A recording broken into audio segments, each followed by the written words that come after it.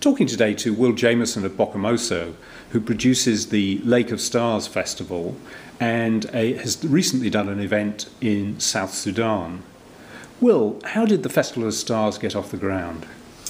Okay, well, it started off back in 2004, and it got off the ground after a good couple of years of just sort of thinking about it, talking about it, and being told by a lot of people that it was a crazy idea. But how did you have the idea? Well, that came out, I'd lived in Malawi for 6 months on a gap year, and fell in love with the country and felt inspired when it came back to try and do something to get more people to travel there and experience it and fall in love with it as I had. I wanted to do something as well to create positive stories about the country as well, and something that would boost its economy and its arts industry. So I looked at the idea of charity fundraisers, looked at huge events like Live Aid, and questioned what could happen if you put something like that, or even a fraction of one of those events in a country that you're trying to support, and using this idea of a music and arts event to attract international tourists to a place like Malawi. And that's where the idea. So the first festival ran in 2004. And how big was that? Fairly small, about 700 people we had. Yeah. And who was the headliner that year? It was Andy Cato from Groove Armada. Right. And then we had Wambali from the Malawi side. So it's always been a lot of British artists and local artists combined. And the festival this year last year has been much larger, hasn't it? Yeah, in 2011, about 4,000 people attended from all over the world. And who were the artists again headlining? Yeah, for that one, we had Foals from the UK side. We had Freshly Ground, who came up from South Africa. We had the Black Missionaries and Lucius Banda as our headliners from Malawi. And then a whole host of artists from Japan, China, America as well. A lot of those guys were brought in by the embassies as well in Malawi. And how does the money side of it work? Okay, well, there's ticket sales. We have tickets on sale. Last year they were about £80, and it's about half that cost if you're buying them locally in Malawi. We have sponsorships. So last year DHL sponsored us. There's funding as well, funding streams, and all of that comes together to deliver the event. So how much of that is ticket revenue, and how much is from other sources? Ticket revenue makes up about 70 or 80% of our costs, and the rest of it, we look to sponsorship and for funding as well. And what's the split in the audience terms between the national audience, Malawians, and international audience coming in? Yeah, about 70% of the audience are local Malawians, and then the other 30% is Europeans, and then we get a lot of people coming from around from neighbouring countries near Malawi, so a lot coming down from Tanzania, across from Zambia, up from South Africa and in Mozambique. And what's the setting like? Describe the setting for people who haven't been there. Oh, it's beautiful, especially on a day like today when it's grey and wet in London. It's stunning. Beautiful golden beach, palm fringe shores. And it feels, it's a 3-hour drive from the nearest city. It is the middle of nowhere, right in the warm heart of Africa. So it makes a very different location to a lot of, I think, European, especially UK events. And I think that's one of the things that sets it apart. It's a long way to travel if you're coming from abroad, but it's well worth it. That must make it a logistical nightmare, though, for yourselves as the organisers. Yeah, it's a challenge. Yeah, absolutely. Yeah. Obviously, there's all the fuel we need to get for generators. There's the construction of the whole site, the fencing, the staging. There's equipment that we bring in. At the moment, we're bringing in around 5 tons of audio-visual equipment from London.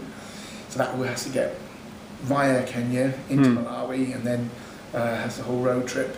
And then, obviously all our customers, all our artists, all our crew, to get them as well on site is difficult, but we do it every year. And a lot of the work is done locally by local people. It is, the actual construction and preparation of the site, which is Sunbird and Cupola Lodge. that is done by the villagers who are sort of next door to the festival site. So yeah, it's the local carpenters who build the stages and prepare the whole location. And what's going to be happening in the next festival, and when will it be? So the next one's going to be on the last weekend in September in 2013, which is going to be our 10-year anniversary.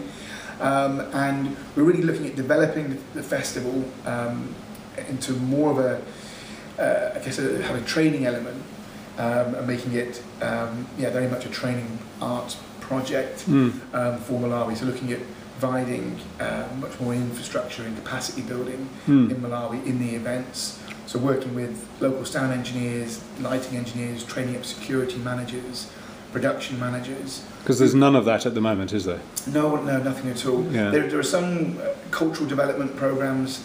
I think you can go on, but there's nothing that looks at that sort of the technical side of producing quality, world-class events, and that's what we want to see improve.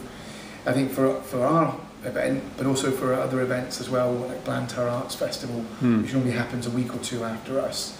There is an appetite there in Malawi for events and for good live entertainment, and I think it's just a question of getting the skills on the ground. We talked earlier about arts tourism, the idea that the events like this would attract people in. How realistic do you think this is in the context of Malawi? I think it's a model that we've seen through the years where Lake of Stars can work and will work, and I passionately believe in its potential. I think to attract more tourists and therefore revenue for the country, and also to change, I think, the perception of Malawi. We position it as a very positive place to visit, and a very inspiring place to visit. Lake of Stars is just one event that happens in October at one location, but there are dozens of other stunning locations that could be used for other events, and there's no end of people looking for adventure and looking for a new music and a new arts experience. Something very different. Yeah, completely. And going on to the South Sudan event, how did that come about? Because you were project managing that. That's right. Yeah, I was running that through our company Bokamosa. Yeah. And running that, it was myself and three of our sort of Lake of Stars sort of core team. So I went out with our security manager, our production manager, and our sound engineer. And that came about. We met Emmanuel Jal, who's a South Sudanese activist and rapper, and he was putting on this "We Want Peace" campaign, which has run throughout this year, and it was culminating in a gala dinner and then a concert on the 21st of September in Juba. And he came to us and said he wanted some help producing the event. So we went on a recce trip for 4 days and went back out with my team and produced an evening concert with DMC from right. Run DMC, so the first African-American hip-hop artist to play in South Sudan. And we had about 1,500 people attend. And what was the venue? It was the Freedom Hall or the Independence Hall, as it's called, in downtown Juba. Yeah. Beautiful building, a lot of government officials attended, a very mixed crowd, a lot of local South Sudanese people, quite a lot of NGOs as well, which made it feel quite an international event. And so it's probably the first international I think so. Yeah. Music event of its kind. Of its kind, yeah. I think so. And there were concerns beforehand of how the operation was going to go, and it was one of the best, I think, safest events that I've ever experienced. The atmosphere, was incredible. The audience were fantastic, and the artists, DMC, Emmanuel Jal, who performed, and the other local acts, were brilliant to work with as well. So, yeah, it was a really positive. You did have your moments, didn't you? Yeah, in the run-up, in the day, there were. When you arrived at the airport. Yes, there were issues with bags going missing, some photographs taken, which the guys at the airport, the customs guys, weren't too happy about. So all of that needed ironing out. We had to build a pit barrier I think we think it might have been the first ever pit barrier in South Sudan. So we built that out of blocks of wood and trestle tables to create, a safe separation from the stage and the audience, so that security can monitor the crowd. So we had to build that from scratch, pull together the PA system. There were some power cuts, but they only lasted a few seconds each time. So those problems aside, it went very well, and we love being part of it. Yeah. So if you can organise a music event there, you could organise a music event more or less anywhere. Yeah, I'd say so. Yeah. It's pretty much the ultimate test. Yeah. We got through it. Will, thanks for talking to me today. No problem. Thank you.